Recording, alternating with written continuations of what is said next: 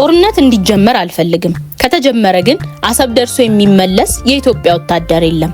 ይህንን ያሉት የቀድሞ የኢትዮጵያ መከላከያ ሰራዊት ጠቅላይ ኤታማዦር ሹም ጀነራል ሳሞራ የኑስ ናቸው። ጀነራሉ ከሰሞኑን የአፍሪካ ቀንድ የውጥረት ምንጭ ሆነው የቀይ ባህር ጉዳይ ላይ ሰጡ የተባለው አስተያየት ከሩብ ክፍለ ዘመን በፊት ባልቋጩት የቤት ስራ ውስጥ ዳግም የመሳተፍ ፍላጎት እንዳላቸው ፍንጭ የሰጠ ሆኗል።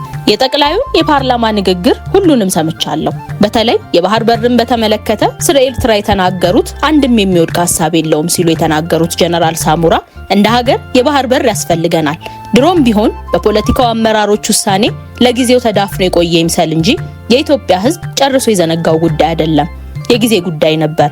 አሁን ጊዜው ደርሶ ዳግም ተነስቷል። ለአመታት ይሄን ጊዜ ጠብቅ ነበር። በምን መልኩ ይነሳል በሚለው ጉዳይ ላይ እርግጠኛ ባልሆንም የአሰብ ጉዳይ ግን አንድ ቀን እንደሚነሳ ምንም ጥርጥር አልነበረኝም ሲሉ ተደምጠዋል። ወደቡን በምን መንገድ መመለስ ይቻላል በሚለው ዙሪያ ከብዙ ሰዎች የተለየ ሐሳብ እንዳላቸው ያልሸሸጉት ሳሞራ የሻዕቢያ ሰዎች ሰላማዊና የድርድር መንገዶችን ይመርጣሉ ብለው እንደማያምኑ ገልጸዋል። እኔ ለ17 ዓመት በትግልና ለ27 ዓመት በመከላከያ ሰራዊት ውስጥ ከወታደር እስከ ጠቅላይ ኤታማዦር ሹም ድረስ በቆየውባቸው ጊዜያቶች ይሁን አሁንም የሻዕቢያን ሰዎች በሚገባ አቃቸዋለሁ። የሻዕቢያ ሰዎች ቁጭ ብሎ ተወያይቶ ችግሮችን መፍታት እንደ ወንጀል የሚቆጥሩ ናቸው። ሽብርን እንደ መፍትሄ ለማድረግ የሚሞክሩ፣ ጦርነትን ህጋዊ አማራጭ ለማድረግ የሚጥሩ ናቸው በማለት ተናግረዋል። ጦርነት ከተጀመረ ውጤቱ ምን እንደሆነ ይታወቃል ሲሉ በልበ ሙሉነት የሚናገሩት የቀድሞ የኤታማዦር ሹም ጀነራል ሳሞራ ሻዕቢያ አሁንም ያላወቀው አንድ ነገር አለ። አሁን ኢትዮጵያን እያስተዳደረ ያለው ብልጽግና መሆኑን የተገነዘበ አይመስለኝም ሲሉ ጠቅላዩ በፓርላማ የተናገሩትን እሳቸውም ደግመውታል። ጀነራሉ በአዋጊነት ስለተሳተፉበት የያኔው የኢትዮ ኤርትራ ጦርነት የታሪክ ሂደት አንስተው በቁጭት ይናገራሉ። ያኔ የተፈጸመው ስህተት ዘላለም የሚያስቆጭ ስህተት ነው። በወቅቱ ግንቦት 4 1990 ዓመተ ምህረት የኤርትራ ወታደሮች በሁለት ኮር በ6 ክፍለ ጦርና በአንድ ሜካናይዝድ የተደራጁ በመድፎችና ታንኮች ታጅበው ባድመንና አካባቢውን በወረሩ ጊዜ ለወረራው በአጸፋ ምላሽ ይሰጥ የሚል ውሳኔ ለማሳለፍ የኢህአዴግ ስራ አስፈጻሚም ሆነ የህዝብ ተወካዮች ምክር ቤት ጊዜ አልፈጀባቸውም ነበር። የኤርትራ መንግስት በበኩሉ በግዛቴ ውስጥ ነው ያለሁት፣ የወረርኩት መሬት የለም በማለት መሳለቁ ትዝ ይለኛል። ታዲያ ያኔ ኢትዮጵያ በቂ መከላከያ ስላልነበራት ከተለያዩ ህብረተሰብ የተውጣጡ ወጣቶችና የተባረሩ የደርግ ወታደሮች ተመልሰው በፍጥነት እንዲሰለጥኑ ተደርጎ ሲያበቃ የሻዕቢያን ወታደሮች የያዙትን ቦታ አስለቅቆ እያጠቃ ቡሬ ግንባር ደርሶ አሰብን ለመያዝ ሲሰማራ እነመለስ አስቆሙት። ውሳኔው የመለስ ብቻ አልነበረም። እነ ስዩም መስፍንም እነ ስብሃት ነጋም ጦሩ ገፍቶ አሰብን እንዲይዝ አልፈለጉም ነበር። እናም ተመለሱ ተባለ። የትግራይ ወጣቶችን ጨምሮ ከመላው ኢትዮጵያ የተውጣጡ የሀገር ልጆች ለጦርነት እየተማገዱ እያለ ስብሃት ነጋ ከኤርትራ ጀነራሎች ጋር ይገናኝ ነበር። እኛ እናቅም ነበር። በኋላ ነገሩን ስንሰማ በጣም አዘንን።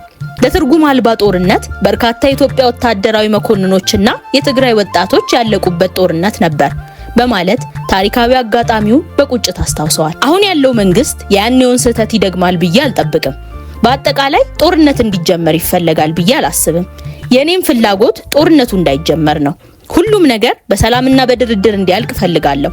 ነገር ግን ጦርነት ከተጀመረ አሰብን ብቻ ይዞ የሚመለስ ሰራዊት ይኖራል ብዬ አላስብም። ምክንያቱም የሻዕቢያን መንግስት የሚቃወሙ ፓርቲዎች ሙሉ ኤርትራን ከሻዕቢያ አስተዳደር መዋቅር እንዲነሳ ይፈልጋሉ። ይህን ኢሳያስም ሆነ የሻዕቢያ ሰዎች የተረዱ አልመሰለኝም በማለት ተናግሯል። በመቀጠል ሻዕቢያ አሁን የኢትዮጵያ መንግስት የመዋጋት አቅም የለውም፣ ከሆነም ጊዜው አልፏል።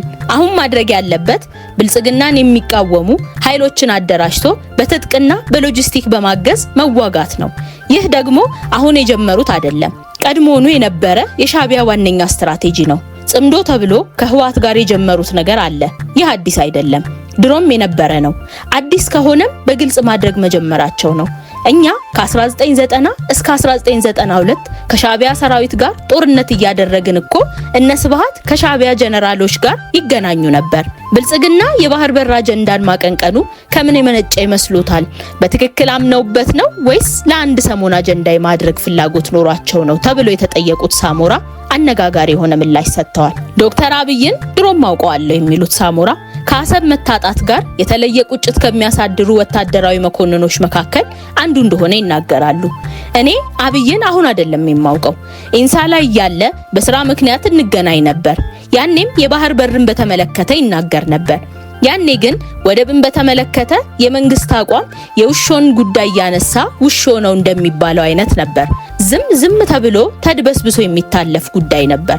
አሁን ግን በተቃራኒው ኢትዮጵያን ወደ ቀይ ባህር መመለስ በይፋ የፌዴራል መንግስቱ አቋም ሆኗል። በዚህም ደስተኛ ነኝ ሲሉ ተደምጠዋል። ጀነራሉ አክለውም አንድ ነገር የሚከነክነኝ ጉዳይ ግን አለ ይላሉ። አንዳንድ ሰዎች ኢትዮጵያ የባህር በር ያስፈልጋታል በማለት ይናገሩና ምክንያቱን ሲያስቀምጡ የህዝብ ብዛትን ይጠቅሳሉ።